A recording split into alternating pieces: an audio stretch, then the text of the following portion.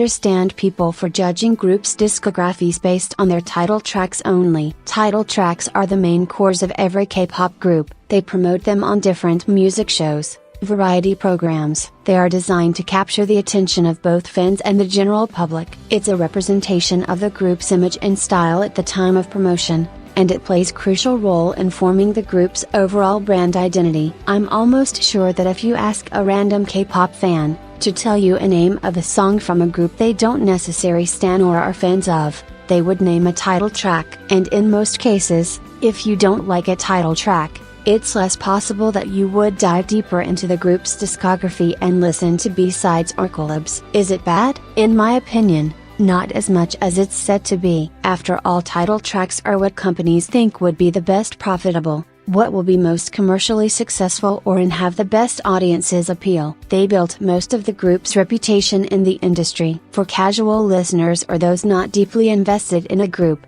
title tracks are likely the only songs they are familiar with. Not every person has time to check every one of the releases, including B-sides. There is a common perception that title tracks represent the highest quality of groups' music, and it's the best they have to offer. On the other hand, I believe that you can also miss out on a lot, but that is an individual issue, and people's personal opinion. I still believe it's not that serious of a problem. Unfortunately, lately the trend of creating TikTok-sounding music is more and more common in the industry, since it sells well, but it makes some fans not want to get more into the B-sides of the group, since they often think other songs would be bland or generic too. I don't know why, but people still use plastic surgery as a form of drag in the big year 2024. Because why would you even care? Especially in K-pop, where 99% of the surgeries look good, and they are a common thing in Korea. South Korea is known for having one of the highest rates of cosmetic surgery per capita in the world. From what I saw was written on Wikipedia,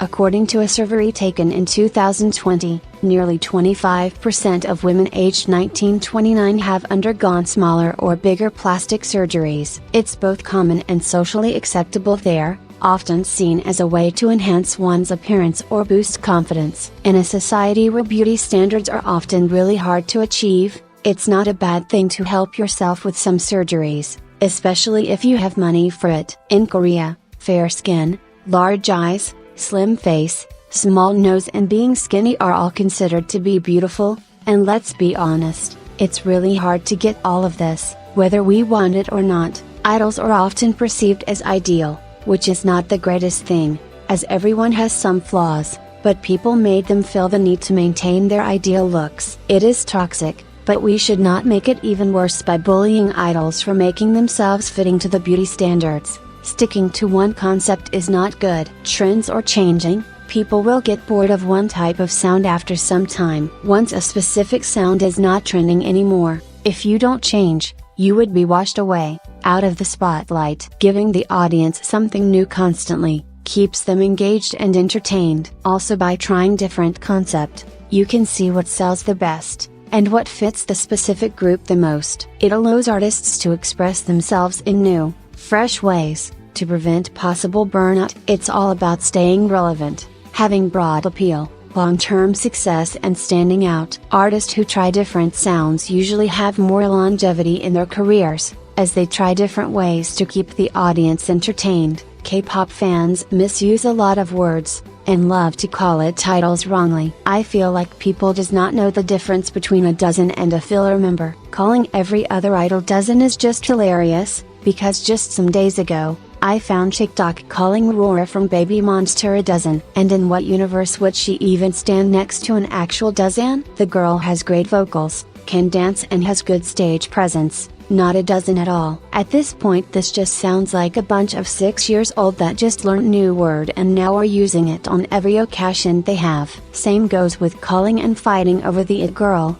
It Boy title. Is the title that important? What exactly does it give to you except for some satisfaction? Are all those fights worth it? Especially funny are the fights about the 5th gen It Boy and Girl. The generation just started 1 year ago. Tell me, how in 1 year can a person become so influential to even think of giving them this title? Obviously, achieving success, having big numbers under the music videos, songs on Spotify, sales, or charting well is a good thing, and you can be proud of it. After all, your favorite artists are getting the recognition they deserve. But when there is a discussion, and the only thing you can't talk about is how well the song charted, is the song good? It charted well. You just come off as desperate, and that has no good or valid points. Just because a song is popular doesn't mean it's necessarily good. It might just be another generic song, a mix of current trends, or a song that's getting a big boost from good marketing. Let's focus on the actual quality of music,